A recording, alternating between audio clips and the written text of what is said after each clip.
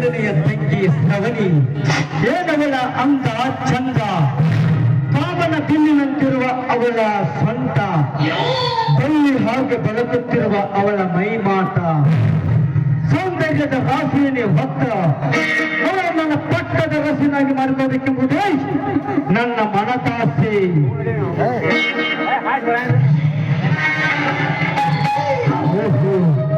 ಈ ತುಂಬಿಯನ್ನು ಹುಡುಕಿಕೊಂಡು ತಾನಾಗೇ ಬರ್ತಾ ಇದ್ದಾಳೆ. ಸ್ವಲ್ಪ ಮನೆಯಲ್ಲಿ ನಿಂತು ನೋಡೋಣ.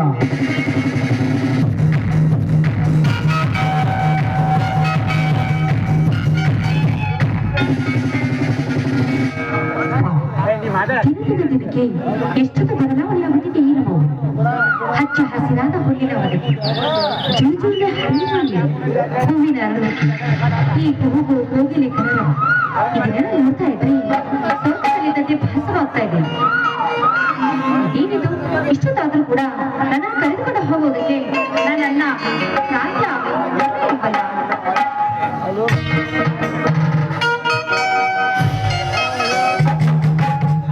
ಪ್ರಕೃತಿಯ ಒಂದೊಂದು ಪರಾಕ್ರಮಗಳನ್ನು ನೋಡಿ ನಾನು ತುಂಬಾ ಆನಂದಿಸುತ್ತಿರುವೆಯ.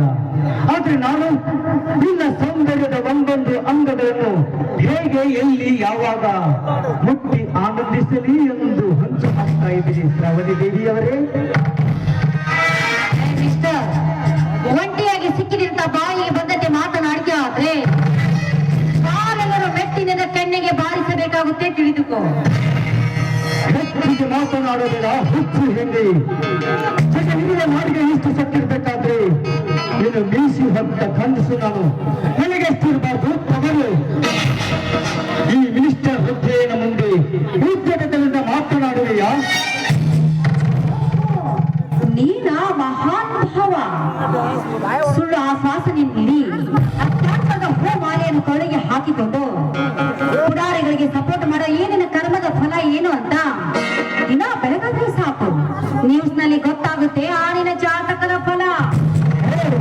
ಹೆಚ್ಚಿಗೆ ಮಾತನಾಡಿದರೆ ಅದ ಕ್ಷಣದಲ್ಲಿ ಸುಟ್ಟು ಹಾಕಿದೆ ಈಗಿನ ಶೀಲದ ಸೊಬಗನು. ಹಠಯೋಗ, ಶಿವಯೋಗ ಎಂಬ ಮೂರು ಅಂತರ್ಮುಖಗಳನ್ನು ನನ್ನ ಅಂತರಾಳದಲ್ಲಿ ಬಚ್ಚಿಕೊಂಡು ಬೆಳೆದವನು ಈ ರುದ್ರಯ್ಯ. ಮಿಸ್ಟರ್, ಓಟ್ ಕತ್ತು ಸೀಟಿಗೆ ಬಂದ ಮೇಲೆ ಕೈಲಾದಷ್ಟು ಮಟ್ಟಿಗೆ ಜನಗಳಿಗೆ ಸಹಾಯ ಮಾಡಬೇಕು. ಇಲ್ಲವಾದ್ರೆ ಕಾಲಿನ ಒತ್ತು ಬುದ್ಧಿ ಕಲಿಸುತ್ತಾರೆ ಕನ್ನಡಿನ ಕನ್ನಡಾದರು. ಕಲಿತ ಹೆಣ್ಣು ಕಲಿತ ಹೆಣ್ಣುಗಳನ್ನ ಹೇಳುತ್ತೇನೆ, ಸ್ವಲ್ಪ ಕಿವಿಗೊಟ್ಟು ಕೇಳು. ಕಾಲೇಜಿಗೆ ಹೋಗಿ ಬರುತ್ತೇನೆ ಎಂದು ಲಾಜಿನಲ್ಲಿ ಬಿದ್ದು ಒಟ್ಟಾಡಿ ಬರುವ ಕಲಿತ ಹೆಣ್ಣುಗಳಷ್ಟಿಲ್ಲ ಈ ನಿನ್ನ ಸಮಾಜದಲ್ಲಿ. ಕಲಿತ ಹೆಣ್ಣುಗಳಿಗೆ ಸ್ಥಾನವಿಲ್ಲ. ಸುಮ್ಮನೆ ಬಂದು ನನ್ನ ಮನವೊತ್ತಿಕೋ. ಮುಚ್ಚೋ ಬಾಯ್ನ, ಕಾಮದ ಮದವೇರಿದ ಪಶುವೆ. ನಿನ್ನ ಕೈಯಲ್ಲಿರೋ 5 ಬೆಲ್ಲಗಳೇ ಸಮನಾಗಿ ಇಲ್ಲದ ಮೇಲೆ ಈ ಸಮಾಜದಲ್ಲಿ ಎಲ್ಲರೂ ಒಂದೇ ತರ ಇರುವರೆಂದು ತಿಳಿದುಕೊಂಡಿದ್ರೆ ಅದು ನಿನ್ನ ಮೂರ್ಖತನ. ನೀನು ಇದೇ ರೀತಿ ಹಾರಾಡಿದ್ಯಾ ಆದ್ರೆ ನಿನಗೆ ಓಟ್ ಹಾಕಿದ ಪ್ರಜೆಗಳು ನಿನಗೆ ಬೂಟ್ ತೆಗೆದು ಹೊಡೆಯುತ್ತಾರೆ. ಹುಷಾರ್. ಹೆಚ್ಚಿಗೆ ಮಾತನಾಡದೆ ಈ ನಿನ್ನ ಶೀಲವನ್ನು ನನಗೆ ಒಪ್ಪಿಸಿತು. ಬಾಗಲೇ ಹೆಚ್ಚು ಹೆಣ್ಣೆ.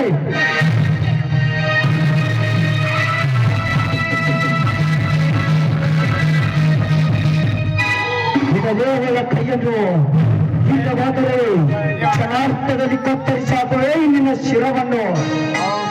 ಹುಲಿ ಬೇಟೆಯಾಡುವಾಗ ಮಡಿ ನಿಲ್ಲಿಸಿ ಆಯ್ಕೆಯ ಮಡಿದೆಯಲ್ಲ, ಯಾವ ನೀನು? ಹುಲಿ ಅಲ್ಲದೆ ನೀನೊಬ್ಬ ಇಲಿ. ಹುಲಿ ನಾನಿರುವಾಗ ನೀನು ಎಲ್ಲಿ ಬರಬೇಕು ಆ ತಾಕತ್ತು. ಪ್ರಜೆಗಳು ಮತ ಹಾಕಿ ಟಿವಿ ಮುಂದೆ ಕೂತು ನಿದ್ದೆ ಮಾಡುತ್ತಿರುವಾಗ ನನಗೆ ಹೀಯಾಯಿಸಿ ಮಾತನಾಡುವನು ನೀನ್ಯಾರು? ಹುಚ್ಚುಮಂಕೆ. ಇದೇ ಪ್ರಜೆಗಳು ಮತ ಹಾಕಿ ನಿನ್ನನ್ನು ಆ ಸೀಟಿಗೆ ಕಳಿಸಿದ್ದಾರೆ ಎಂದು ಮರೆತು ಮಾತನಾಡ್ತಾ ಇದೆಯಾ ಮಗನೇ? ಆ ಪ್ರಜೆಗಳು ಓಟ್ ಹಾಕಿಲ್ಲ ಎಂದರೆ ಆ ಸೀಟಿಗೆ ನೀನು ಹೋಗಲು ಸಾಧ್ಯವಾಗ್ತಿತ್ತ?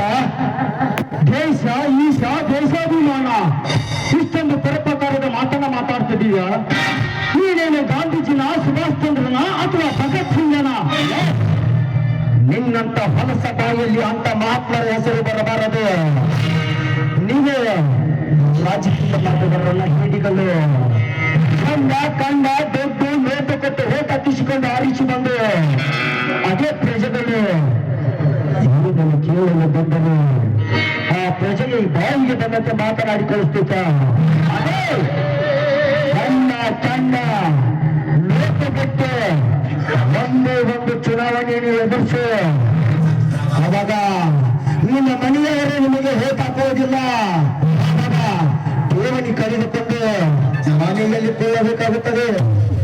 ಅಂತವರ ಚಪಲ ತೀರಿಸಲೆಂದ್ರೆ 6 ತಿಂಗಳಿಗೊಂದ್ಸಲ ವರ್ಷಕ್ಕೊಂದ್ಸಲ ಎಲೆಕ್ಷನ್ ನಡೆಸುತ್ತೇವೆ. ನಿಮ್ಮಂತ ನನ್ನ ಹೇಗೆ ರಾಜಕಾರಣಿಗಳು ಈ ಪ್ರಜೆಗಳು ಓಟ್ ಹಾಕಿ ನಿಮ್ಮನ್ನು ಸೀಟಿಗೆ ಕಳಿಸಿದ ತಪ್ಪಿಗಾಗಿ ಆ ಪ್ರಜೆಗಳು ನಿಮ್ಮ ಬಾಯಿಗೆ ಬಂದಂತೆ ಬೆಳೆಯುತ್ತೀಯಲ್ಲ ಅನಿಸಿಕೊಂಡು ಏಕೆ ಪ್ರಜೆಗಳೇ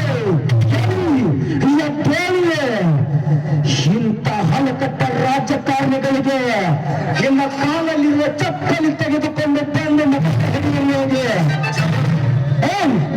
ನಿನ್ನಂತ ಅಳಿಯಕೊಂದಿಗೆ ಮಾತನಾಡಲು ನಾನೇನು ಬೀದಿಯಲ್ಲಿ ಇದ್ದ ಭಿಕಾರಿ ಅಲ್ಲ. ಇಂದಿಲ್ಲ ನಾಳೆ ನಿನಗೆ ಇಲ್ಲ ಸಲ್ಲದ ಕೇಸ್ ಹಾಕಿಸಿ ಕೋರ್ಟಲ್ಲಿ ಕೊಡುವಂತೆ ಮಾಡಿಲ್ಲ. ನಾನು ಒಪ್ಪೇನೆ ಅಲ್ಲ ಹಾಕ್ತೀನಿ.